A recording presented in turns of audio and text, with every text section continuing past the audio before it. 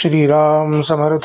जयाचा जनी जन्मनामार्थ झाला, जयाने सदा वासनामात केला, जयाच्या मुखी सर्वदा नाम कीर्ती.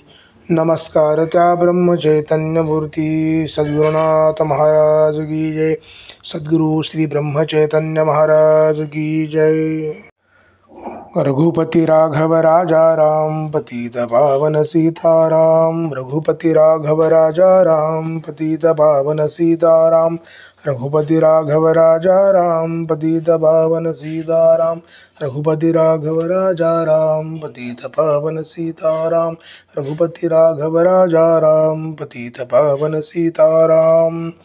श्रीराम समर्थ. दिनांक 7 जानेवारी या दिवशीचे प्रवचन श्रवण करूया. आजचा विषय आहे नामाचे प्रेम येण्यासाठी खरी कळकळ पाहिजे. नामाचे प्रेम का येत नाही हा प्रश्न बहुतेक जण विचारतात, पण थोडासा विचार केला तर असे लक्षात येईल की हा प्रश्नच बरोबर नाही. मूल न झालेल्या बाईने मुलाचे प्रेम कसे येईल असे विचारण्यासारखा हा प्रश्न आहे. मूल झाले की प्रेम त्याच्याबरोबरच येत असते, तेव्हा मुलाचे प्रेम कसे येईल हा प्रश्न करण्याऐवजी मूल कसे होईल याचाच विचार करणे बरोबर ठरेल. आपण सुद्धा प्रश्न करायचाच असेल तर नामाचे प्रेम कसे येईल असा करण्याऐवजी मुखी नाम कसे येईल हा प्रश्न करणे बरोबर होईल. मुखी नाम यायला वास्तविक आडकाठी कोणाची आहे? दुसऱ्या कोणाचीही नसून आपली स्वतःचीच आहे. वास्तविक एकदा नाम घ्यायचे ठरवून सुरुवात केली की झाले, पण तसे होत नसेल तर दोष दुसऱ्या कोणाचा नसून आपल्या स्वतःचाच आहे. म्हणून नाम घेणे हे आपले काम आहे, मग त्याच्या पाठोपाठ येणे हा प्रेमाचा धर्मच आहे. जसे आईच्या बरोबर मूल आणि प्रेमाचा पाळणा ही निराळी असूच शकत नाही, तसे नाम आणि प्रेम ही एकमेकांना सोडून राहूच शकत नाही.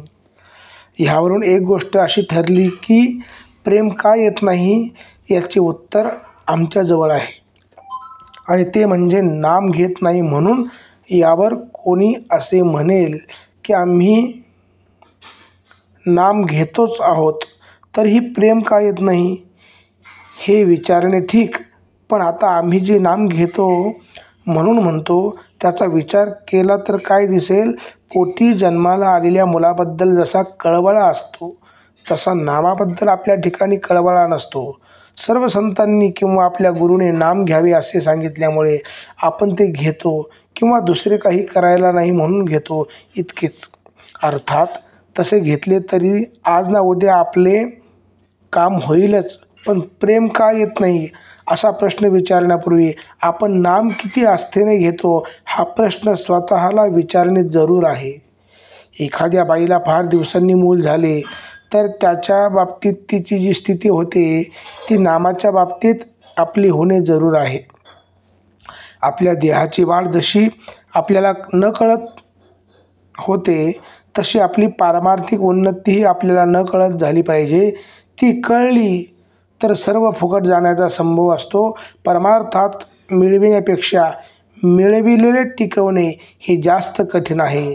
ज्याला मी काहीतरी झालो असे वाटते तो काहीच झालेला नसतो. अशा माणसाने फारच सांभाळले पाहिजे. आजचे बोधवचन. नवऱ्याला देव आवडत नाही म्हणून बायकोने नामस्मरण सोडायचे कारण नाही. तिने नाम घेतले तर धर्म सोडला असे न होता उलट संसार सुखाचा होईल. जय जय रघुवीर समर्थ.